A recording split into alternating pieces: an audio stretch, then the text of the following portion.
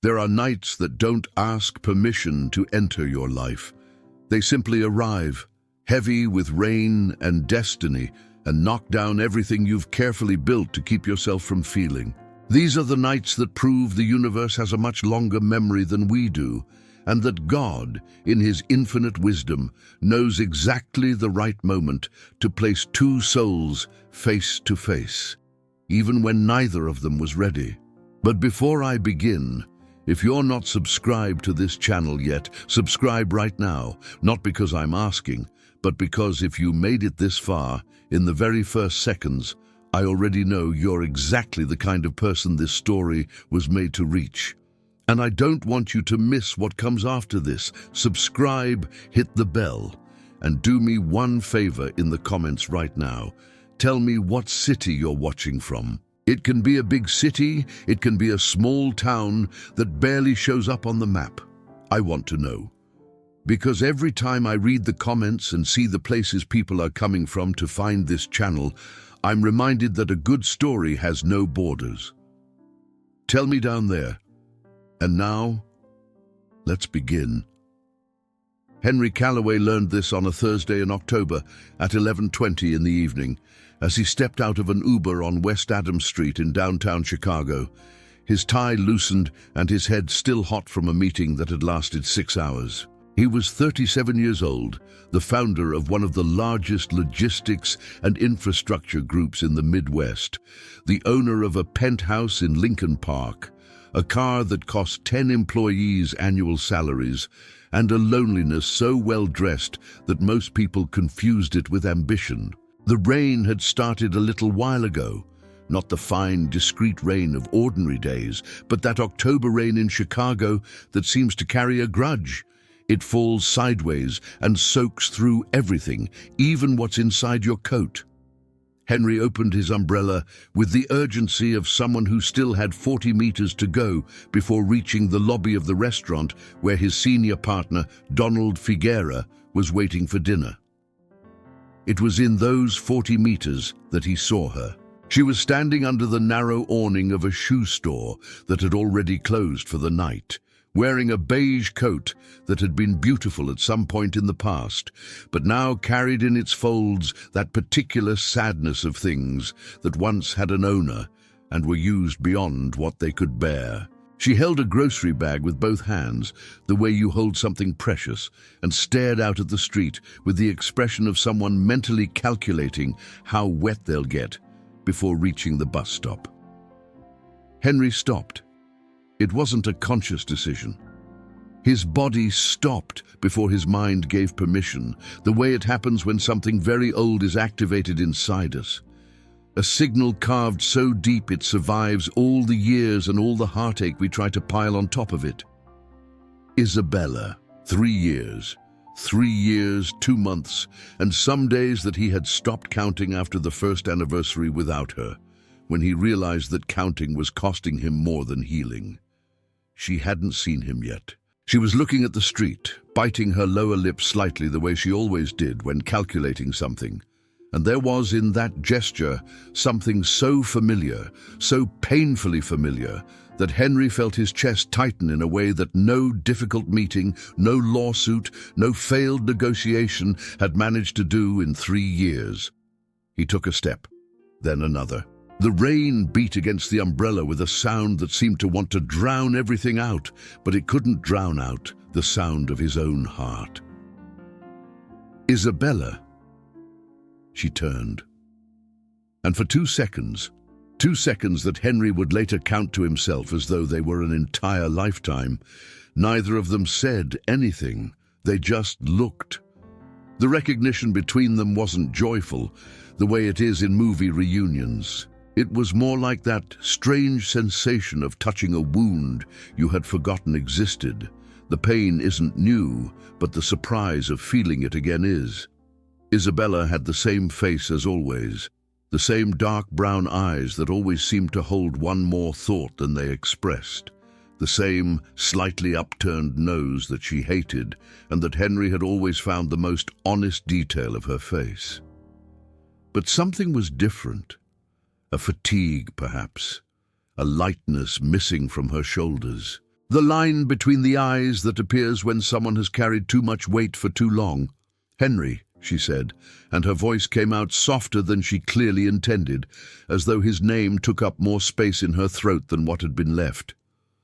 "Are you okay?" he asked, immediately recognizing it was a stupid question to direct at a woman standing in the rain with a grocery bag, alone, at 11 at night. But it was what had come out. She opened her mouth, closed it, looked to the side, looked back, and then she did the thing Henry had never seen her do in the 3 years they were together. She told the truth without fighting first. "No," she said simply. "I'm not okay." They went to the only place that made sense in that moment and that rain, a 24-hour diner half a block away, with orange plastic chairs and a smell of coffee and fresh bread that seemed to belong to a simpler version of the world. Henry texted Donald, saying he had an unexpected situation. Donald replied with a thumbs-up emoji and was probably relieved to eat faster. Isabella sat with the grocery bag in her lap, as though she didn't want to let it go. Henry ordered 2 coffees without asking, because she had always drunk coffee, and watched as she took off her soaked coat and hung it on the back of her chair with that specific care of someone who knows that coat needs to last. "How long has it been?" she said, but it didn't sound like a question. It sounded more like a statement, as if she were marking on her mental map the distance between now and before. 3 years, Henry answered. "A little more." "Are you doing well?" she asked, and there was in that question the same involuntary courtesy as in his, the need to fulfill the ritual of asking before diving into what really mattered. "I am," he said, "working a lot. The company grew." She nodded with the expression of someone who knows that isn't what's really being said, but chooses not to pull that thread right now. The coffee arrived. She wrapped the cup with both hands like someone who needs the warmth, and Henry noticed in that gesture that Isabella's hands were different, more weathered, less manicured, the nails short and bare, when before she had always kept them at the exact length and painted in dark red or beige, never bright red, because she said bright red was for people who wanted to be noticed, and she preferred to be felt. "Isabella," he said slowly, with the care of someone dropping a fragile object and trying to catch it still in the air. "What's going on?" She breathed in deeply, looked at the coffee, looked at Henry, and began to talk. Isabella's story from the past 3 years was the kind that begins with a lot and ends with nothing. And the worst part was that the road between the two had been paved with misplaced trust. After separating from Henry, a separation that, in her words, had been inevitable given the circumstances, an elegant euphemism for an explosion of pride and accumulated grievances that both of them had chosen to detonate rather than talk through, Isabella had gone back to Seattle, the city where she had grown up, and entered into a partnership with a man named Ronald Sobel. Ronald was 50 years old, had the smile of someone selling something good, and a success story in the medical equipment import business that sounded true because it had the right level of detail. Isabella had invested everything she had, the savings from 6 years working as a marketing consultant, the apartment she had sold after the separation, and an additional $120,000 she had borrowed from her mother, who had in turn borrowed it from her oldest son, into a venture that was supposed to flourish. For 18 months, Ronald had presented reports, bank statements, contracts with hospital distributors. He had taken Isabella to trade shows in New York. He had talked about expansion into Texas, and he had, with a competence almost admirable in its shamelessness, built a fiction so solid it only crumbled when the bank froze the accounts and the first suppliers showed up with court orders. Ronald had disappeared on a Sunday afternoon. He left in the office a pen, a scarf, and a half-finished cup of coffee, as though he had simply stepped out to the restroom and never came back. The criminal investigation had identified that he had at least 3 other business partners in 2 other states. all with similar stories, all with different amounts, all with the same degree of humiliation when they realized they had confused smooth talk with character. Isabella had been left not only without money, but with debt. The operational debts of the business, which were also legally hers, and which the attorney she had managed to pay for 3 months had estimated at nearly $280,000 between principal and interest. She had come back to Chicago 6 months ago. There was no one left in Seattle to return to. Her mother had moved to a small town in Oregon to live with the oldest brother after a health issue. And Chicago was the city she knew, where she had friends, where there was a possibility of work.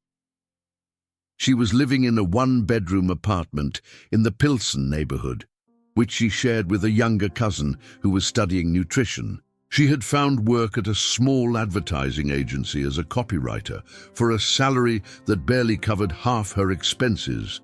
The rest she covered by baking cakes and pastries on weekends by order, a skill she had discovered in this new life she had never planned to have. She told all of this without drama, without tears, with that level voice Henry recognized as Isabella's tone when she was keeping a very tight rein on what she felt, when she had decided that feeling was a luxury for later.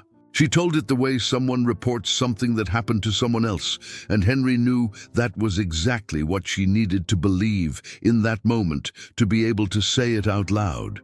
When she finished, there was a silence that lasted long enough for the diner to fill up with a group of young people who came in laughing, shaking rain from their jackets, with that specific noise of people who have nothing heavy on their shoulders in that moment and don't realize how good that is. "I can help," Henry said. "No," she said too quickly, with that old reflex of refusing before thinking. "Thank you, but no. Isabella." "Henry." She looked at him directly, and in that look was that old mixture he had learned to read, the part that wanted to accept and the part that was afraid of what accepting would cost. "I don't need charity. I'm working. I'm paying. It's slow, but I am." "I know you are. I know that," he said calmly. "But there's a difference between charity and help, and I can help." Why would you do that? It was the honest question. He had expected it. "Because you went through something unjust and I'm in a position to help," he said. "And because—" He stopped, weighed the words. "Regardless of everything that happened between us, you don't deserve to be carrying this alone." She looked at him for a long moment, then looked at the grocery bag she was still holding. "I'll think about it," she said finally, which with Isabella was almost a yes. They stayed another 40 minutes in the diner. They talked about smaller things. She asked about the business. He asked about her family. The tone was that tone of two people who have shared a great deal of intimacy and are now carefully navigating the surface, knowing that beneath it everything still exists, but choosing not to dive in, at least not yet. When the rain eased, Henry walked her to the bus stop. While they waited, he asked for her number. She gave it without argument this time. Before the bus came, she turned to him with that expression he had never been able to fully decode, a mix of something that looked like gratitude and something that looked like a warning. "There's something I didn't tell you," she said. Henry waited. "It's not—" She paused, looked at the bus approaching along the avenue. "It's not the right moment, but when you come to help me," and in that phrase was the tacit acceptance that he would come, "I'll tell you." The bus opened its doors. Isabella got on. Henry stood on the wet sidewalk, umbrella in hand, that phrase resonating inside him with the insistent quality of things that don't yet have a shape but already have weight. It's not the right moment.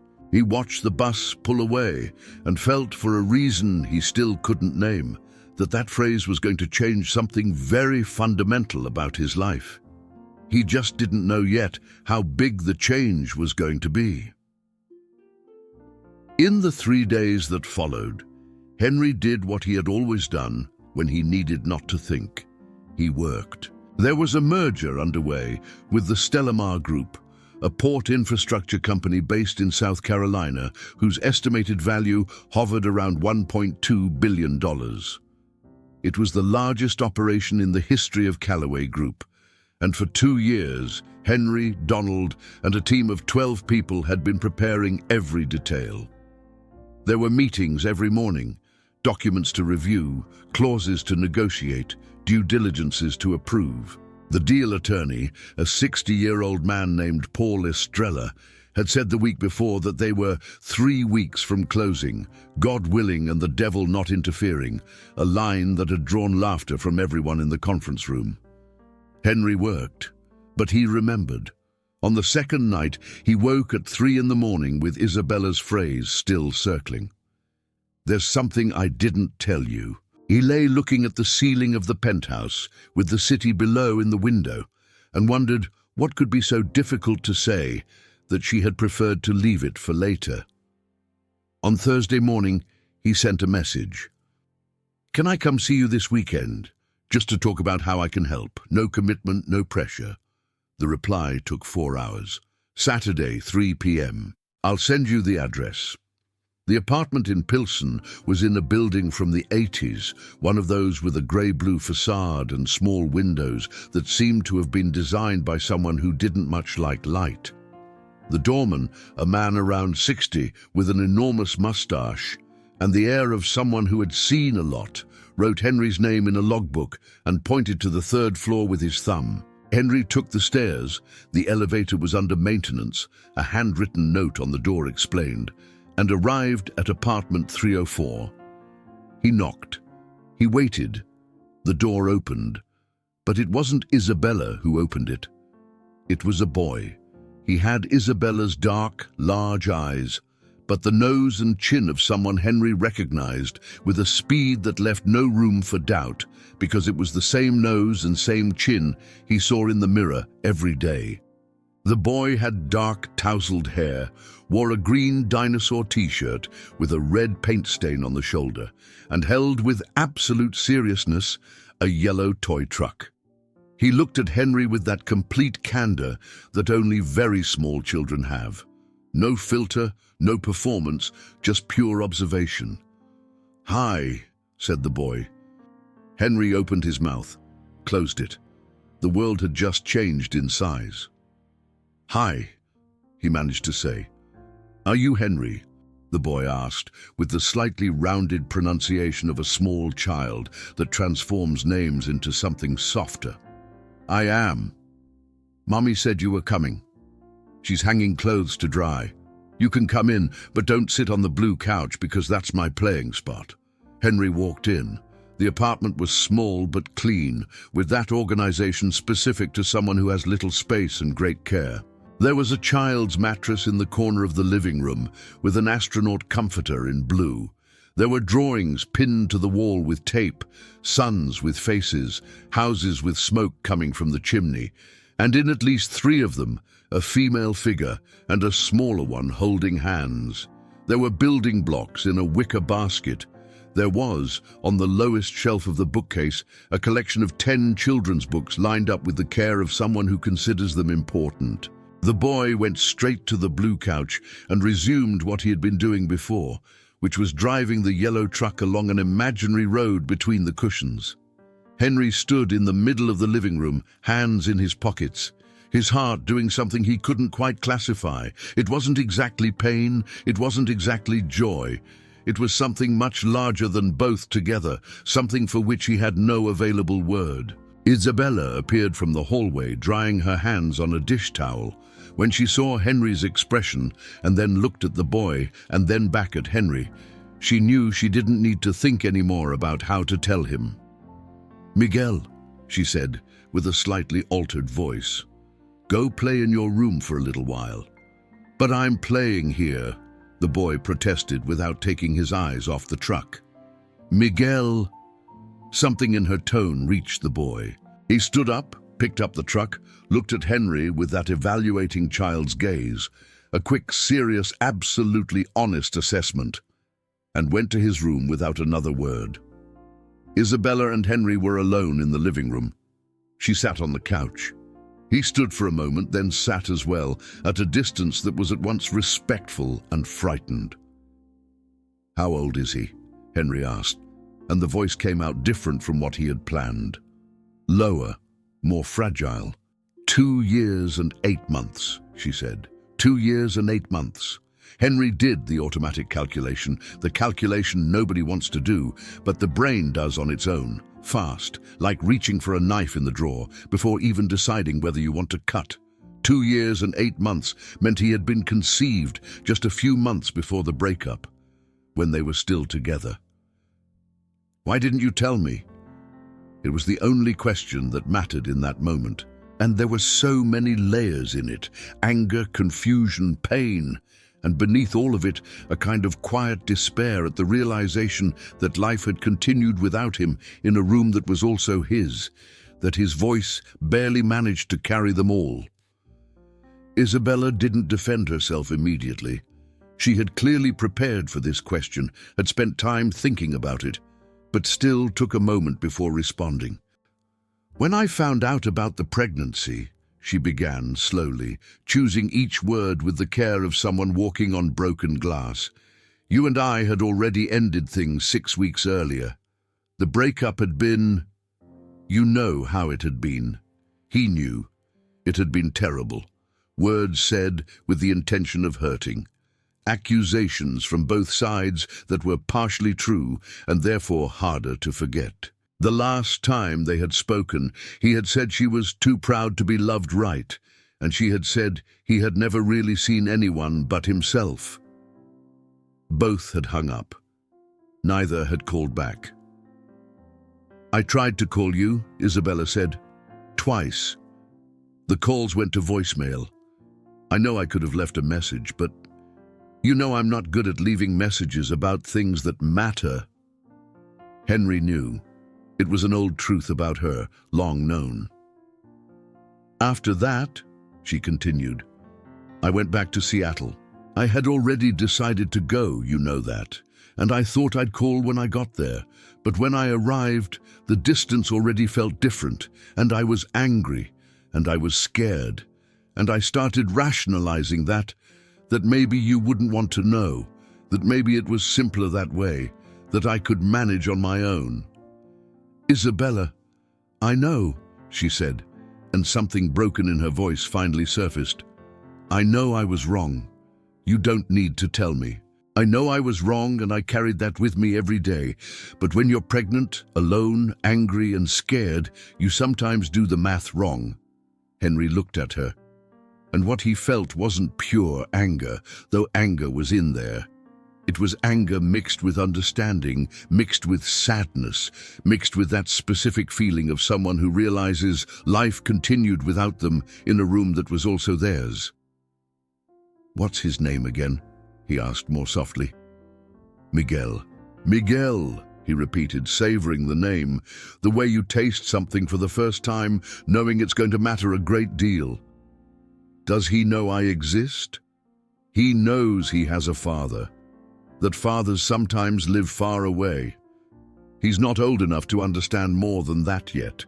2 years and 8 months. A small man in a dinosaur t-shirt with a yellow truck and Isabella's eyes and Henry's nose, who had grown 2 years and 8 months in the world without his father knowing he was there. "I want to get to know him," Henry said.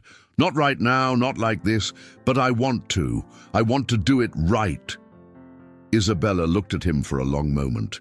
In that look was the old test, the one people who have already been hurt give. The attempt to measure whether what's being said is truth or performance, whether the promise will last or evaporate like so many others. "He'll ask you questions," she said. "He asks everything. He has no filter whatsoever. That's okay, and he remembers everything you promise. He's 2.5, but his memory is frightening. That's okay," he repeated. "Henry," she held him with her gaze, "don't enter his life if you're not going to stay. It was the most important thing, the only real thing." "I know," he said. And for the first time in 3 years, he said something to Isabella with the complete certainty that it was true. They talked for another 2 hours that afternoon. Miguel returned. At the hour he sensed the silence had changed in quality. That child's instinct that can't name what it's feeling, but senses the different temperature in the air. He arrived with the truck and settled on the floor between the two adults, with the naturalness of someone who hasn't yet learned there are adult moments that don't include children. Henry watched him. There was something unbearably beautiful about looking at a human being and recognizing pieces of yourself mixed with pieces of another person, as if the world had decided to make a new equation from old components. Miguel had Henry's forehead. The way he held things was Isabella's, with both hands carefully, and there was a way he tilted his head when thinking that Henry recognized as his own, something he hadn't even known he did until he saw his son doing it. At some point, Miguel looked up from where he sat on the floor and said, with the total seriousness of very small children, "You have the same eyes as me." Henry needed a second before he could respond. "You're right," he said. "Mummy says I have the eyes of someone who went away," Miguel said, without any bitterness in his tone, just reporting a fact as though it were about the weather or dinosaurs. Isabella, on the other side, closed her eyes for a second. "But you didn't go away for good," Miguel continued, still looking at Henry with that serious assessment. "You're here." "I am," Henry said. "How come you took so long?" The question arrived the way things arrive that are too simple to be complicated. A child of 2 years and 8 months asking aloud what an adult had spent 3 years trying not to ask himself. "How come you took so long?" Henry felt something shift inside him. Not dramatically, not loudly, but shift, with the slow and inevitable quality of things that move when they finally find the right force. Like a stone that was badly placed, and now, with a single gentle push, settles into the place where it always should have been. "I didn't know you were here," he said, with all the honesty that would fit in that answer. "But now that I know, I won't take so long anymore."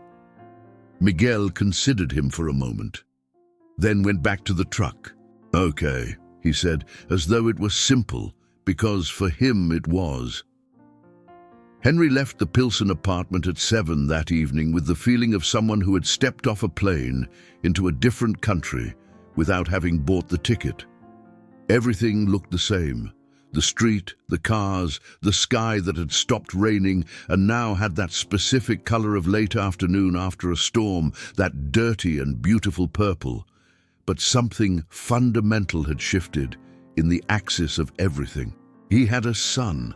He had a son 2 years and 8 months old with large eyes and a dinosaur t-shirt who asked questions without a filter and drove yellow trucks along imaginary roads and had, in those 2 hours, already stolen something from Henry that he didn't yet know how to name but knew he would never want back. He called Donald's number while still walking. "Donald, we need to talk." "About the merger?" "Tomorrow I have Paul at 10. Not tomorrow. Now. Can you?" There was a pause. Donald was 72 years old, had been a partner of Henry's father before being Henry's partner, and had that specific wisdom of old men who have seen many young ones arrive with a voice like this particular combination of urgency and gravity, and who know how to recognize when something has truly changed. "Come to my house," Donald said. "My wife made pot roast. You hungry?" Henry was hungry, and sitting at Donald's kitchen table with the checkered tablecloth and the pitcher of fresh lemonade, and Donna Clara, who appeared in the kitchen, pretended to be looking for something and left, giving the two men privacy because it was clearly a men's matter. Henry told Donald everything. Donald listened without interrupting. That was another thing Henry had learned from him over the years. Very old and very wise men interrupt little and listen much, because they have already understood that most important stories have to be told whole before they can be commented on. When Henry finished, Donald sat in silence for a moment, drank his lemonade, adjusted the tablecloth with his index finger, that automatic gesture of his when he was thinking. "You're going to want to be more present," Donald said. It wasn't a question. "I am," That will conflict with the merger timeline. It will. Reynaldo, he referred to the CEO of Stellamar, isn't a man who understands personal reasons during negotiations. I know. Donald looked at him for a long moment. What are you asking me? Henry breathed. I want you to take over as interim CEO for the next 6 months. At least 6 months. I need time to... He made an imprecise gesture with his hand. To do this right, to be truly present. I can't do both at the same level. The silence that followed lasted long enough for Donna Clara to pass through the kitchen again, this time not pretending. Donald didn't look at her. He looked at Henry with the expression Henry had learned to respect over the years, not the expression of judgment, but of evaluation, of a man weighing what he's seeing. You know what your father told me once? Donald asked. What? He said, Donald, the problem with business people is that we learn the value of everything and the price of nothing. He paused. I never quite understood what he meant by that, but I think you just did. Henry looked at him. Will you help me? I'm too old to be CEO, Donald said, but I'm young enough to be foolish and accept. He raised his glass. How long? 6 months. Could be more. I don't know yet. Clara is going to be furious with me.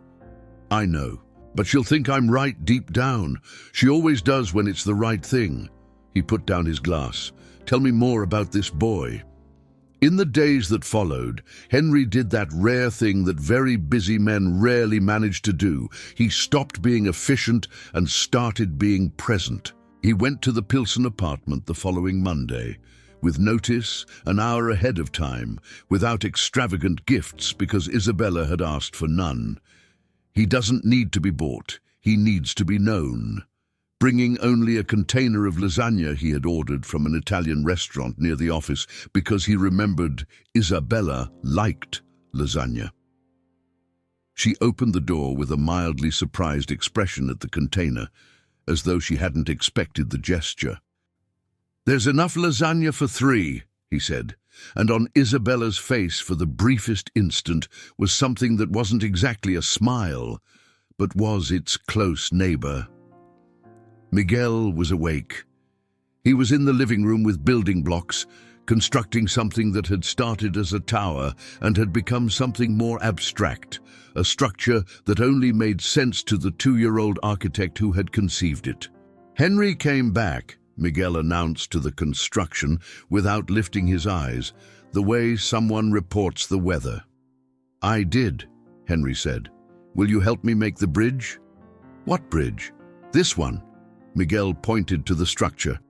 But I don't know how to do the middle part. The middle part always falls. Henry crouched down, looked at the structure for a moment. It needs support, he said, like an arch. Look. He picked up 2 blocks. If you place them like this, making a curve, the force goes to the sides instead of going down. Then it won't fall. Miguel looked at him with eyes very wide, like someone who has just received information of extraordinary value. And you know that because you're an engineer. I know engineering, yes. I'm going to be an astronaut, Miguel said, going back to the blocks. But I'll know engineering too, because astronauts need to fix things in space. Makes sense. Mommy said you have a big company. I do. Like big how? Henry thought for a moment. Big with a lot of people working, a lot of trucks, a lot of ships. Miguel considered this information gravely. I have a truck, he said, the yellow one, but I don't have a ship. A pause. Do you have a real ship? I do. Is it pretty? It's big. I don't know if it's pretty. Big things are usually pretty, Miguel said, with the absolute conviction of 2-year-olds. The sky is big, and it's pretty. The ocean, too. Henry sat looking at his son for a moment and thought that some people spend entire lives trying to arrive at the simplicity with which a 2-year-old arrives at wisdom. They had dinner, all 3, the lasagna at the small kitchen table, with mismatched plates because Isabella had 4 and only 2 matched.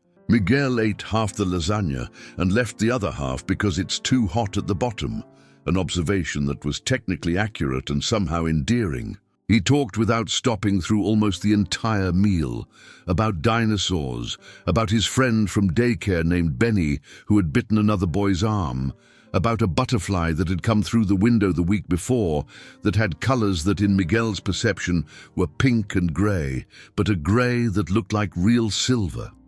Henry ate and listened and thought that there hadn't been a meal this full in years. When Miguel fell asleep, the ritual was book, water, a kiss on Isabella's face, and now, timidly, a hand extended to Henry that he didn't quite know what to do with, but had held. Henry and Isabella sat in the living room, each at one end of the couch, with 2 cups of tea between them. "Thank you for the lasagna," she said. "It was a small thing." "It wasn't. It was a thoughtful gesture." She paused. "You were always thoughtful when you wanted to be.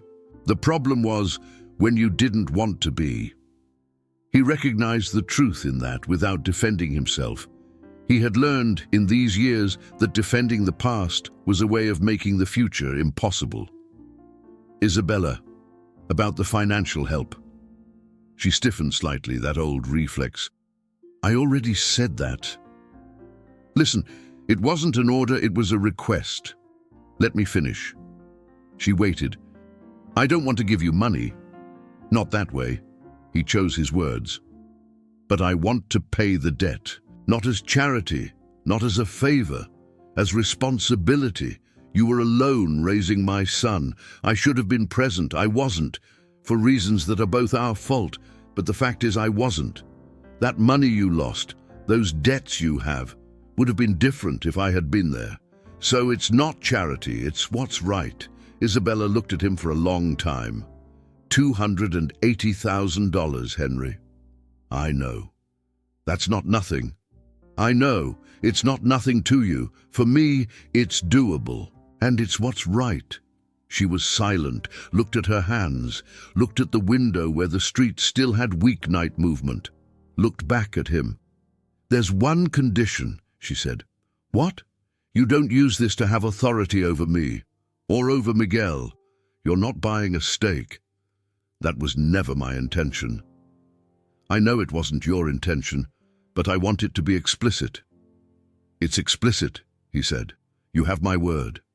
She nodded slowly, and in that nod was something much more than financial acceptance. It was a kind of truce, the first brick of something that didn't yet have a name, but was clearly being built. "He's going to ask you if you're his father," she said afterward more quietly. "When?" "When he understands what that means. The kids at his daycare have dads. He's starting to notice that the category exists and that he fits into it or doesn't." She paused. "When he asks, I want the answer to come from you." "It will." The following week was where the real world came in through the window. Henry called a board meeting of Callaway Group for Wednesday. There were 5 board members besides Donald, 2 institutional investors, 2 former partners who had sold their stakes but kept board seats, and a woman named Fernanda Aquino who had been appointed as an independent board member 2 years earlier and had the reputation of being the hardest person to convince at any negotiating table in the Midwest. Henry arrived early, asked for water for everyone, waited for everyone to be seated, and then made his announcement. The silence that followed his announcement, that he intended to step back temporarily from the CEO role for personal family reasons, with Donald Figuera assuming on an interim basis, had that specific quality of silences that contain many voices trying to come out at the same time. Fernanda Aquino was the first to speak. "You're telling me that 3 weeks from closing the largest merger in this company's history, you want to step aside?" "I'm not stepping away from the company. I'm stepping back from the operational CEO role. Donald has the same command of the operation as I do." "Donald is 72 years old," said one of the investors, Marco Pinheiro, with the tone of someone who considers this an irrefutable argument. and has 40 years of experience in the sector, Donald responded without heat, with that level tone of a man who has been underestimated enough times to no longer be bothered. Reynaldo of Stellamar, Fernanda continued, made it very clear to us that this negotiation was built around your figure, Henry. He's not buying the company, he's buying the management. If you leave, I'm not leaving. I'll remain available as chairman of the board. I'm accessible for high-impact decisions. What changes is the daily operational presence. That's different for Stellamar, and you know it. It may be, Henry said. With a calm it had taken him 3 days to build, and that was costing more than it appeared. But it's what's possible right now. Why? Asked Marco Pinheiro directly. What happened? Henry had thought hard about how much to reveal. He had considered generic versions, personal health matters, or realignment of priorities, things that would sound calculated and therefore intelligible in Marco's language. But there was something holding him. Maybe it was Miguel. Maybe it was that question from a 2-year-old that still echoed inside him, that kept him from giving a trimmed-down version. I found out I have a son, he said, who is almost 3 years old, who grew up not knowing I existed because of a series of circumstances that made it possible. And I need time to fix that. Not as a gesture, not as weekend visits, as real presence. The silence this time was of a different quality. Fernanda Aquino looked at him for a moment. In that look was something he hadn't expected, not judgment, but recognition, as though something she knew existed was being finally named. That's your personal decision, she said eventually with a slightly different voice, and I respect it, but my duty as a board member is to say the timing creates a real risk for the merger. I know. And if Reynaldo backs out, then Donald negotiates, or the merger happens under different terms, or it doesn't happen. $1.2 billion, Henry. I know how much it is. And you're okay with the possibility of losing that?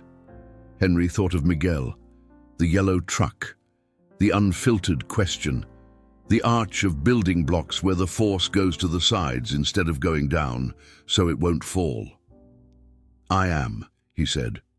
The meeting lasted 2 more hours. At the end, the board approved by 4 votes to 2 the interim appointment of Donald, on the condition that Henry remain available for high-impact decisions and that the communication to Stellamar be handled with surgical care. Fernanda Aquino, who had voted against, stayed after the others left. While gathering her papers from the table, she looked at Henry. My son is 8 years old, she said without preamble. He has mild autism. When he was diagnosed, I was in the middle of a $350 million privatization deal. I stayed. I finished the work. And I missed the first year of his therapy because I was always traveling or in meetings. I still carry that. Henry looked at her. I'm not saying you're wrong, she continued. I'm saying I know the weight of what you're choosing in both directions. A pause. I hope it works out. She left. Henry was alone in the conference room, with the Chicago skyline out the window and the strange clarity of someone who has just done something irreversible and finds themselves less frightened than expected. The news leaked in 9 days. It wasn't supposed to leak. The communication to Stellamar had been handled carefully in a 3-hour conversation between Donald, Henry, and Reynaldo Alcantara, the Stellamar CEO, in which Reynaldo had listened in near total silence, asked 3 technical questions, and closed by saying he needed to consult the board before offering any position. But markets have ears, and sometimes those ears are in the room next door to the conference room. And on an early Friday morning, the business column of the Midwest Business Monitor published a note that read, "Sources close to Callaway Group confirmed that Henry Callaway, founder and CEO of the group, has communicated to the board his intention to step back temporarily from operational management amid unspecified personal matters." The move comes at a delicate moment. The group is in the final phase of negotiating a billion-dollar merger with the Stellamar Group. Markets are watching. Within 12 hours, the note had been republished on 4 other platforms with increasingly speculative additions. 2 market analysts had given interviews suggesting something serious had happened in management. A corporate gossip blog had run the headline, "Henry Callaway abandons company on eve of billion-dollar deal. What is he hiding?" Henry's phone didn't stop. He returned the calls that needed returning, ignored the ones that were mere curiosity, and at 11 that Friday morning posted on social media, he who rarely posted, a short note he had written with Donald and the legal department. "I am informing you that I will be assuming the chairmanship of the board of Callaway Group, with Donald Figuera assuming operational management as interim CEO. This decision reflects an important personal moment in my life that requires my presence and attention. The company is in good hands, and ongoing negotiations continue with full capacity. I am grateful for your trust." Simple, sufficient, and absolutely insufficient to stop the speculation. Isabella saw the note. She sent a message. "Saw what they published. I'm okay. You didn't have to?" Henry replied before she finished the sentence. "Yes, I did. Can I come by this afternoon?" She took a little while. "Yes, Miguel is excited. Questions about ships apparently haven't stopped." Henry smiled at his phone like an idiot, alone in his office, with 4 cancelled meetings and the market speculating, and felt lighter than he had in years.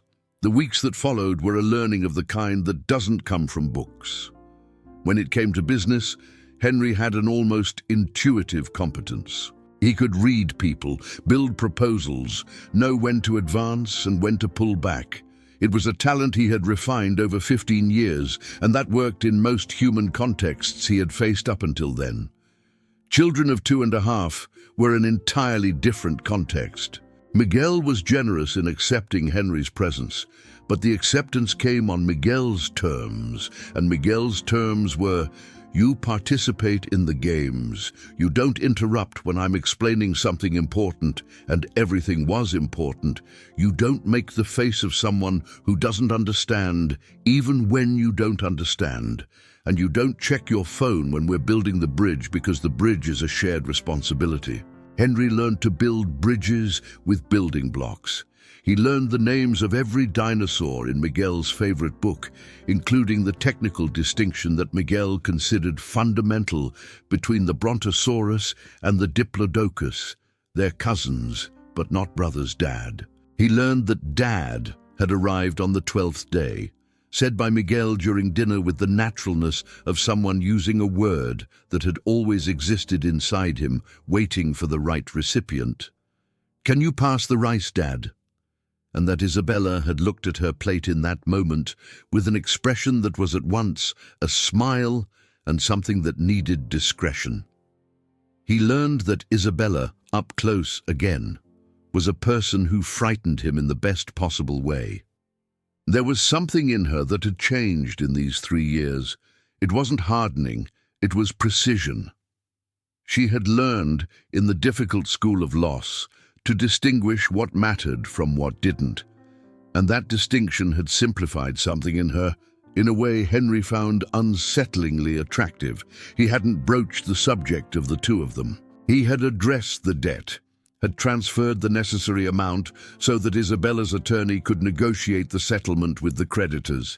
And it had been done without drama, in a 15-minute conversation in which Isabella had only said, "Thank you," in that tone that means much more than thank you, but doesn't yet know how to say the rest. One evening, when Miguel had fallen asleep earlier than usual after a long, happy day at the park, full of sand in his hair, Henry and Isabella sat on the living room floor, leaning against the couch, each with a glass of inexpensive wine that was all that was in the refrigerator, but that was good in a way. Expensive wines rarely are. "What do you think will happen with the merger?" she asked. "I don't know. Rinaldo is difficult. Donald is holding on, but..." Do you miss it? The work? The position? The control? Henry thought honestly. I miss the clarity, he said. At work, I know what I want. The goals are clear. Here, it's more confusing. Here, it's more real, he corrected. Confusion is different from real. Confusion I can solve. Real, I have to learn to live. Isabella looked at him sideways. That was profound for a man sitting on the floor with unlabeled wine. The bottle doesn't have a label. The label fell off when I tripped over Miguel in July and dropped the bottle, but it didn't break, so I decided that was a sign the wine was good. Henry looked at his glass. It is good. It is. They sat in silence for a moment. Not the uncomfortable silence of someone with nothing to say, but the comfortable silence of someone who has already said enough for a while and is fine just being. Isabella, he said eventually. I know it's not the moment, and that there's a lot still up in the air, but he searched for the right words with the care of someone who knows the wrong ones cost. I don't want to be here just because of Miguel. She didn't say anything immediately. I know we had a lot of broken things, he continued. I know what I said in that last argument doesn't disappear because time has passed. I know we need more than goodwill. But I want you to know that when I'm here, it's not obligation. It's where I want to be. Isabella looked at her wine. I heard you, she said finally. It wasn't a yes. It wasn't a no. It was Isabella saying she had received the message and was, with the seriousness that was hers, thinking about it. It was enough. It was, actually, more than he had expected. The miracle of the merger happened in a way nobody had predicted. Reynaldo Alcantara, the Stellamar CEO, was a 63-year-old man who had built his fortune with coldness, consistency, and a complete lack of sentimentality that his admirers called vision and his critics called inhumanity. Henry had known him across several negotiating tables over 5 years, and the image he had was of someone who treated numbers as absolute truths and people as variables. Which was why the call from Reynaldo on a rainy Thursday in November, exactly 1 month after the night everything had changed, was a surprise. Henry, he said, without preamble, can I ask you a personal question? You can. Why did you do it? Give up control of the company at the most important moment. Why? Henry could have given a strategic answer, could have framed it as a leadership decision, a planned succession question, something that would sound calculated and therefore intelligible in Reynaldo's language. But he had learned in the last few weeks that simple truth lands deeper than elaborate truth.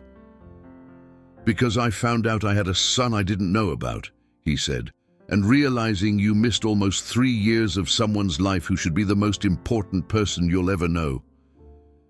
That changes the math. Changes what's worth how much. The silence on the other end lasted 5 seconds. My father died when I was 8 years old, Reynaldo said. I've been working too hard since I was 22 for reasons that took me 40 years to understand were foolish. A pause. The merger will happen. I'll get the board to approve it tomorrow. Reynaldo, you don't need to thank me. I'm doing it because it's a good deal. But also because sometimes a man needs another man to remind him of what he himself should know. Another pause. What's the boy's name? Miguel. Good name. And he hung up.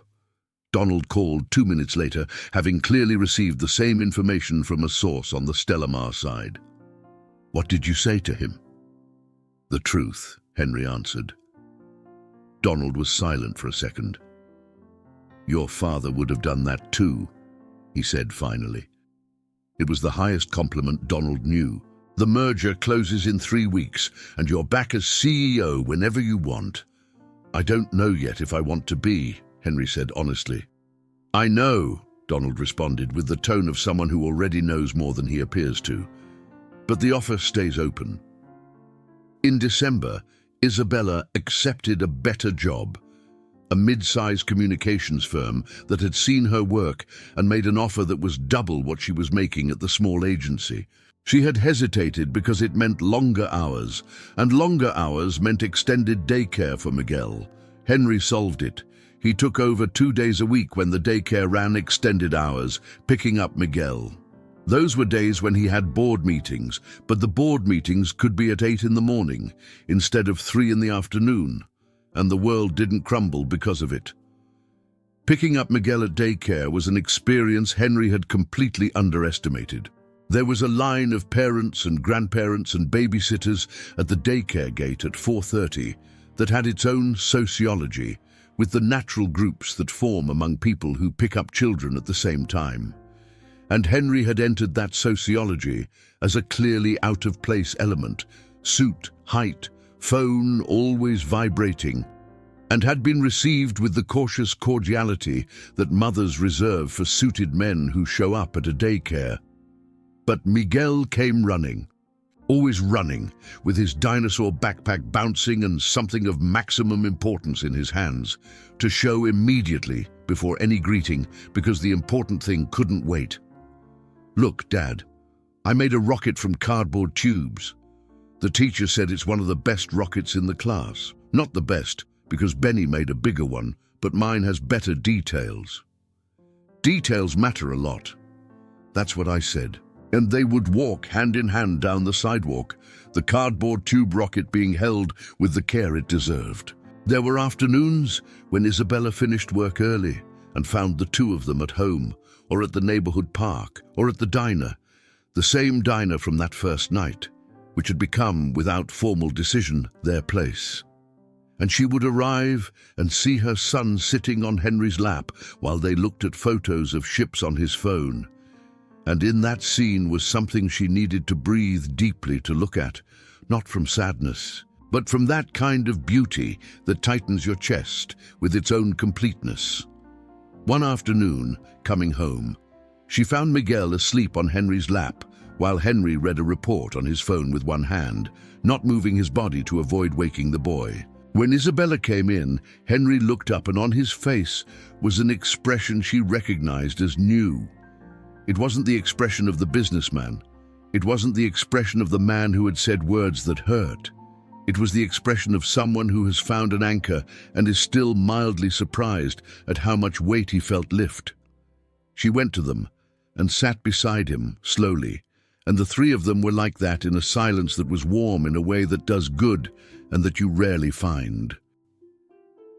In January, 4 months after the rainy night, Henry asked Isabella if she would accept a dinner. Just the two of them. Isabella had looked at him for a moment with that evaluating expression. Dinner as friends or dinner as something else? As something else, he said without hedging. She was quiet. "You told me you didn't want to be here just because of Miguel," she said. "I heard you. I spent time thinking." And I think you need a direct answer." "I think so too." "I'm very afraid," she said, with an honesty that had that specific quality of people who have learned the hard way that honesty is more economical than protection. Not of you specifically, but of believing again, of building again, of getting there and finding that something broke that I didn't see. I know. But I'm also very afraid," she continued, "of being a coward, of staying afraid forever and missing something that—" She stopped, looked to the side, looked back, "that I know still exists. It still exists for me too." "I know," she breathed. "Okay to have dinner as something else." The dinner was at a small restaurant in Wicker Park, Italian, with candlelit tables, not by calculated romanticism, but because they simply used candles. And the food was good and the wine was better than the unlabeled bottle at the apartment. And they spent 3 hours talking with that specific quality of conversation that only exists between two people who have been very intimate and are finding their way back to intimacy after years, when everything said has that double weight of the present and the past. He walked her to the door of the Pilsen building. They stood on the sidewalk. There was something in the air with that specific quality of things that are about to change. "Thank you," she said. "For what? For dinner? For everything? For Miguel, for—" She made a vague gesture that meant many things at once. For not disappearing when it would have been easier. Disappearing was the only option that didn't exist. She looked at him, and then she did the thing neither of them had expected.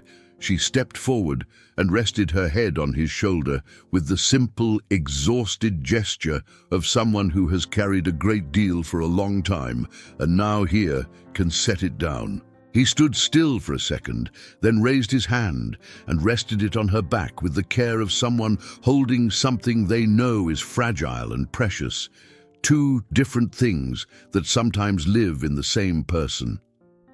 They stood like that for a moment on the Pilsen sidewalk, with the city making its noise around them, and in that moment, that specific moment, there was something that needed no words, because words would have been insufficient anyway. The day Henry would choose to tell for the rest of his life, not to many people, just the ones who mattered, was a day in March. Miguel had turned 3 in February, with a party that Isabella had organized with the resources she had, balloons, a cake she had baked herself, 6 daycare friends, the cousin Carla who lived with them, and Henry's parents who he had brought from Cleveland, because there had been weeks when his parents were Miguel's grandparents and didn't know it, and that meeting had been a story in itself. With Henry's mother crying in the hallway before even seeing the boy and saying that she had known there was something about those eyes in the photo Henry had sent, when in fact the photo had only been sent a week earlier. And it had been a small and perfectly happy party, but the day Henry would choose to tell was a day in March, an ordinary Wednesday, when he went to pick up Miguel at daycare, as on the usual days. Miguel came running as always, but this time he carried no drawing or object. He was carrying a sheet of paper he held with both hands, protecting it from the wind with an exaggeration that was appropriate for something of the highest value. "Dad, look. The teacher asked us to draw who our hero is." Henry crouched down to be at Miguel's level. "And who did you draw?" Miguel turned the paper over. It was a crayon drawing, with that 3-year-old quality that turns human figures into ovals on sticks, with big eyes and enormous smiles, and hair that was just straight lines coming out of the head. There were 2 figures, a larger one with what appeared to be a blue tie, and a smaller one with what was clearly a dinosaur backpack in green. Below, in the teacher's handwriting that had written down what the child dictated, was written, "My hero is my dad because he came to get me." Henry looked at that piece of paper for a time he could not measure. In the paper were 10 words and 2 stick figures with enormous smiles, and in those 10 words was more than any billion-dollar report had ever contained. My hero is my dad because he came to get me. Not because he was rich, not because he was successful, not because he had founded a company or cancelled a merger or paid off a debt. For a reason so simple only a child could say it so completely, because he came. Henry felt his eyes grow warm. He blinked. Miguel was watching him with the look of someone waiting for the evaluation of something important. "Is it nice?" Miguel asked. "It's the nicest thing I've ever seen," Henry said, with a voice that came out slightly different. And the difference wasn't weakness. It was the opposite. Miguel was visibly satisfied with this answer. "The teacher said you can take it home," he announced, with the generosity of someone making a significant concession. "You can keep it." "I'll keep it forever," Henry said. And it was true. They walked back through the neighborhood that March afternoon with the late-day sun making that specific pale gold color that Chicago has in March, that light that lasts only a few minutes, and for that seems all the more beautiful. Miguel talked about Benny, who had finally stopped biting other kids because the teacher talked to him, and he promised. and about the cardboard rocket that had been approved for display in Science Week, and about whether dinosaurs had really disappeared or were living at the bottom of the ocean where nobody has gone yet. Henry listened and responded and felt, with that clarity that sometimes arrives after searching for a long time and sometimes arrives without you having searched for it, that he had made the right choice. Not the easy choice, not the choice the market understood, or that analysts could put in a spreadsheet, or that made sense within the linear logic of someone who had devoted 15 years to building a fortune. The right choice, which is frequently different from all the others. He had lost, temporarily or not, still to be seen, the daily management of a company he had built from scratch. He had endured weeks of media speculation and board pressure and the discomfort of being the subject of conversations he didn't control.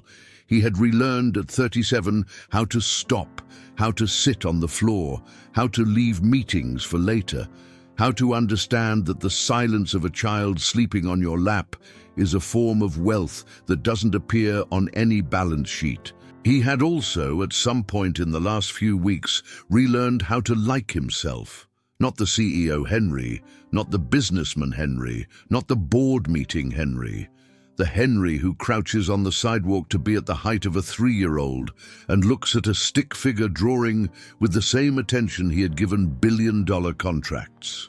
Isabella was waiting for them at the apartment. She had started working from home on Wednesdays, an arrangement the new company had approved. And when they came in, she was in the kitchen with the smell of coffee and something baking. And Miguel went straight to announce about the rocket and Science Week, and Benny, who had promised to stop biting, all in sequence and at high volume, like someone who has a lot of news and not much time. Henry stood in the kitchen doorway watching the two of them, her crouched down to hear the boy, her hand on his face with that motherly gesture that is at once attention and affection, and felt that thing he had tried, in the years before, to buy in different ways. Had tried to buy with work, with achievements, with the number in the bank account that rose every year. Had tried and hadn't found it, because it was the thing you cannot buy.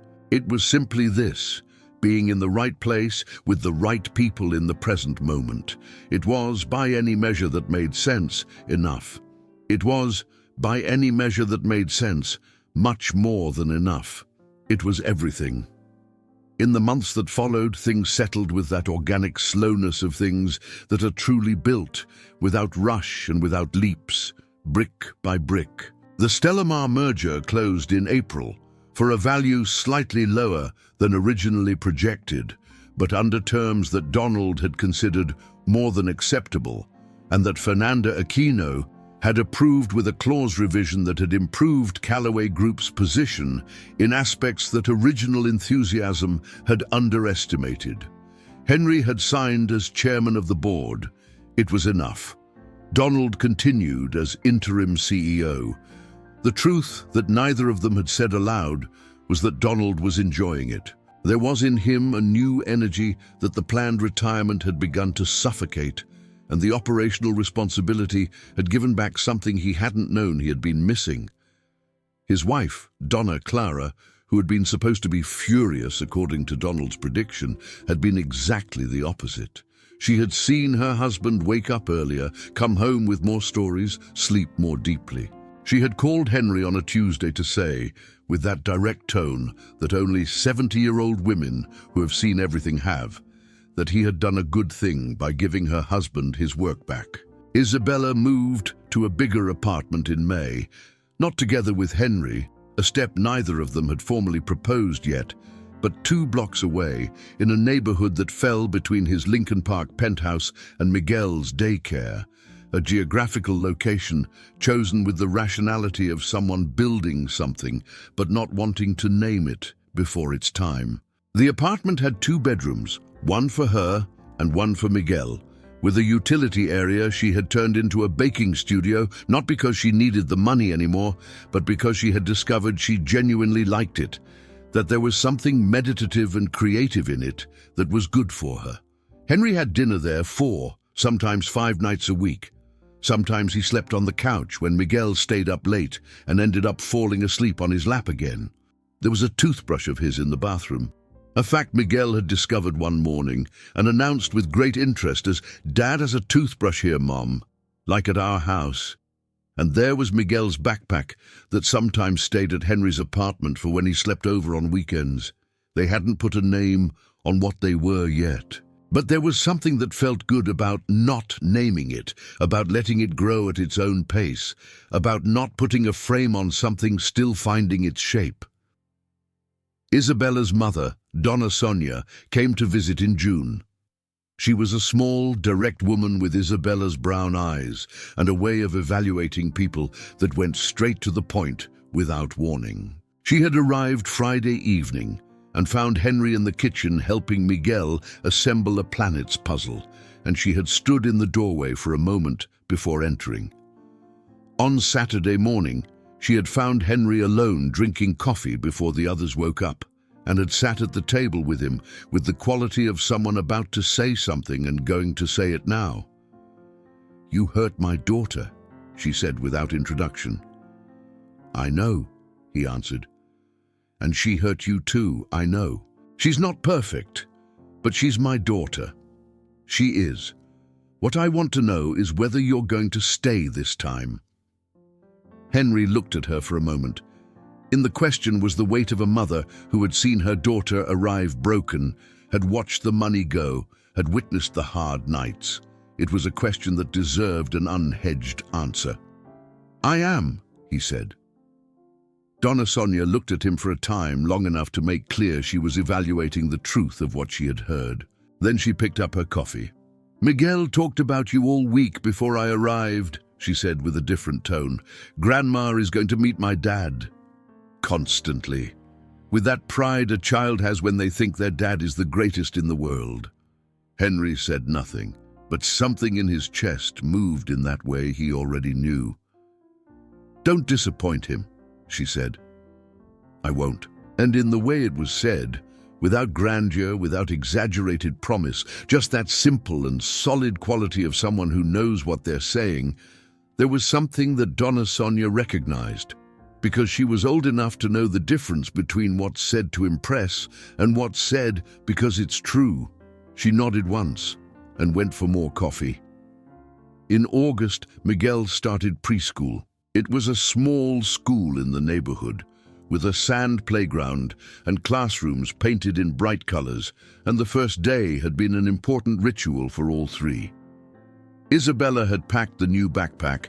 The dinosaur one had given way to a rocket one, because Miguel had decided rockets were more the future, with an attention to detail that revealed how much that moment mattered. Henry had driven them both.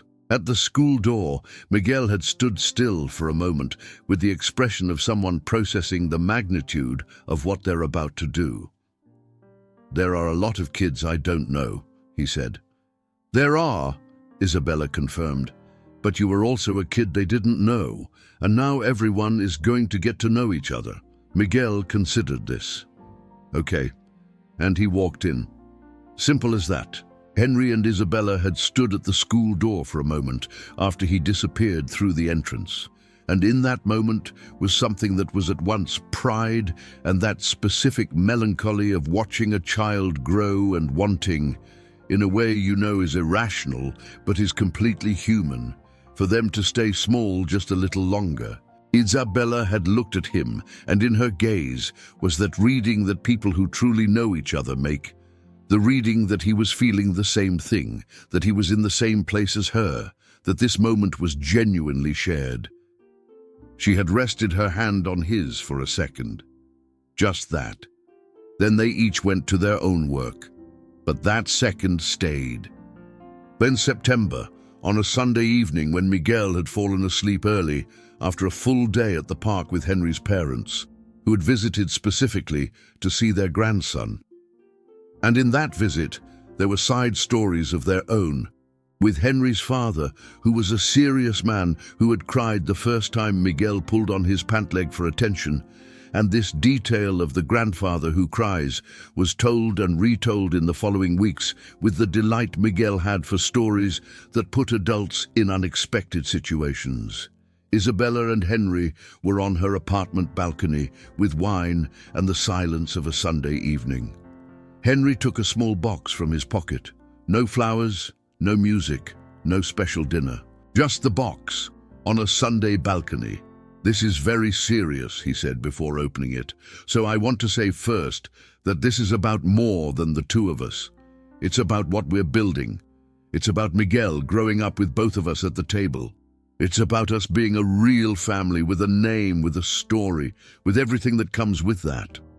Isabella looked at the box, looked at him. "Henry, you don't need to answer right now," he said quickly, because he had rehearsed this part. "You can think, you can take your time. I just want you to know it's not an impulse, not a movie romance. It's a decision I made with a clearer head than any business decision I've ever made." She looked at him for a long moment. "Did you talk to Miguel?" she asked. He opened a smile. "I did." "What did he say?" "He said it could work, but that we needed to get a dog."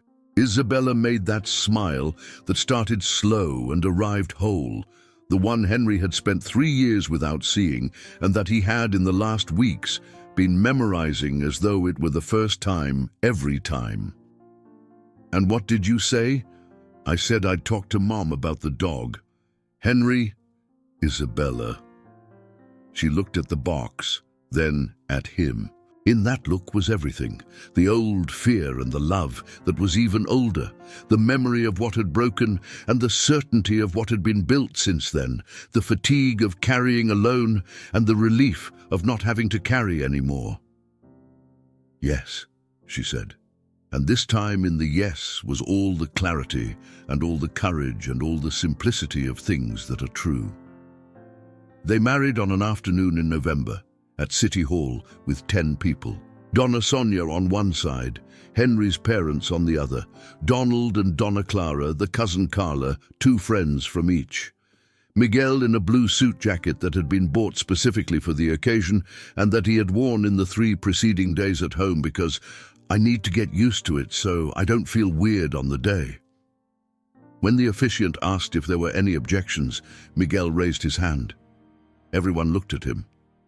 "It's not an objection," he said with seriousness, "but I wanted to ask if I could say something." The officiant, who was 60 years old and had probably officiated 1,000 weddings, looked at the 3-year-old with the expression of someone genuinely curious. "You can," said the officiant. Miguel adjusted his jacket, looked at the 2 of them. "I wanted to say I'm happy you 2 are going to stay together." A pause for consideration. "And also that I decided the dog can be small. It doesn't have to be big." The laughter that moved through the room was the kind that only happens when emotion and humor arrive at the same time, and nobody can hold either one back. Donna Sonia dried her eyes while laughing. Henry's father, who had cried in the park, wasn't crying this time. He wore the expression of pride that goes deeper than tears. Henry crouched down and gave Miguel a hug that lasted longer than hugs usually last when people are watching, because there were some things that needed to be said with the body, because words weren't going to reach. "Thank you, Miguel," he said in the boy's ear. "For what?" Miguel asked, his voice muffled against his father's shoulder. "For everything." Miguel didn't ask what everything was. He just hugged back with that absolute force of a child who doesn't measure, who gives what they have without calculating what will be left over. "You're not going to be late anymore?" Miguel asked from inside the embrace. "No," Henry said. "Never again." And it was true. That night, after Miguel fell asleep in the new bedroom of the new house they had found in October, a house in a tree-lined neighborhood with a backyard that had been the decisive argument for the dog, Henry and Isabella sat on the porch with the smell of jasmine that the neighborhood had at that time of year and the silence of people who have arrived after a long road. "What are you thinking about?" she asked. "Something I read once," he said. I don't remember where. It said that God doesn't count the time we waste, that when we finally make the right choice, the lost time isn't subtracted, it's returned in another form. Isabella was quiet for a moment. Do you believe that? I think so. He looked at the window of the room where Miguel was sleeping. I think that rainy night wasn't coincidence. 40 meters. I could have gone in through the garage. It could have been a night without rain. But it was that night, that rain, that stretch of sidewalk. You were coming out of a meeting that had lasted 6 hours. I was waiting for the rain to stop to go to the bus stop. Yes. He looked at her. And even so, she knew what he was saying. There was that thing that sometimes happens in people's lives. Not magic, not a spell, but that specific quality of certain moments that seem to have been arranged by a hand that isn't ours, that seems to know from somewhere higher what we need before we know it ourselves. A rain, an awning, a woman with a grocery bag, a man with a loosened tie, 40 meters of sidewalk, and a child 2 years and 8 months old in a third-floor apartment who had existed in that world without knowing he was changing everything. If it hadn't been that night, Isabella said slowly, what would have happened? Henry thought for a moment. I would have kept going, gotten richer probably, closed more contracts, climbed more stairs that don't lead anywhere. He paused. And never known what I was missing. She rested her head on his shoulder. The same gesture as on the Pilsen sidewalk months ago, except this time it had a name and a son asleep in the next room and a backyard with jasmine and all of that which doesn't appear in any company report anywhere in the world, but which is, by any measure that makes sense, the truest thing there is. Thank you for coming to find me, she said. He understood she wasn't talking just about the rainy night. Thank you for still being here to be found, he answered. And they stayed like that, in silence, while November did what November does in Chicago, that gentle wind that smells of rain not yet arrived and of jasmine and of something that has no name, but that anyone who has ever sat on a porch on a late November night knows how to recognize. There was one last thing Henry had done, alone, on an afternoon in October, before the wedding. He had gone to a church, not because he went regularly, he didn't, but because there was something he needed to say in a place that would know how to receive that kind of thing. A small church near the Old Town neighborhood, with dark wooden pews and that late afternoon light that comes through the colored windows, and makes everything seem at once ancient and possible. He had sat in the back pew with the nave nearly empty and had looked at the altar for a long moment. He had no prayer prepared. He had learned in the last few months that the most important things rarely arrive prepared. They arrive when they arrive, in the form they can. I don't know if I did everything right, he said in a low voice, to no one and to someone. I know I made many mistakes. I know I had too much pride, that I was blind to what mattered, that I built large things and failed at the small ones. But thank you for that rain. Thank you for that sidewalk. Thank you for Miguel, who arrived in the world without asking my permission and taught me more than everything I learned before him. He paused. I'll try not to waste it. And there was in that promise, not dramatic, not exaggerated, just honest, the weight of a promise that would be kept, not because it would be easy to keep, but because there was something in that man, sitting in the dark wooden pew on an October afternoon, that had changed fundamentally enough that keeping this promise was now the most natural thing in the world. The sun came through the colored window as he stood to leave, and the light that fell on the empty pew beside him was that orange gold that only exists for a few minutes at the end of the afternoon when the sun is at exactly the right angle, that orange that seems to say, yes, go. It's all right, you can go. Henry went. At Miguel's school, where he was now 4 years old, there was a tradition at the end of the first semester. Each child presented someone important to the class. It could be a family member, a friend, someone they admired. The teacher called it Hero Day. Miguel had given notice 2 months in advance that he was going to present his father. "Why me?" Henry had asked, genuinely curious. Miguel had shrugged with that naturalness that is the main characteristic of 4-year-olds. "Because you're my hero." "But I don't do anything special, Miguel. I'm not a firefighter. I'm not a doctor." "Heroes don't need costumes," Miguel had said, with an authority that left no room for debate. The teacher said so.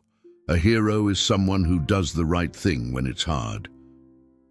Henry had been quiet for a second. "And did I do the right thing?"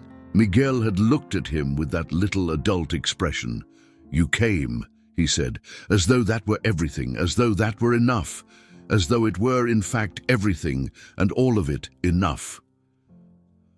On Hero Day, Henry went in a t-shirt, jeans and sneakers, because he had asked Miguel what to wear, and Miguel had said, "You don't need a suit, Dad. Heroes don't wear suits to school," with a logic that Henry had found irrefutable. He sat in a child's chair, with his knees nearly at ear level, while Miguel stood in front of the class with the posture of someone doing something very important and fully aware of it. "This is my dad," Miguel said. "His name is Henry.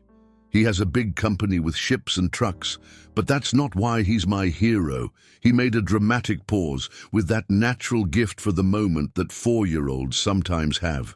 "He's my hero because when I was a baby, he didn't know I existed, but when he found out, he left everything and came. And since then, he always comes to get me. Always." The teacher, who was 30 years old and had heard many Hero Day presentations, was clearly making an effort to maintain her composure.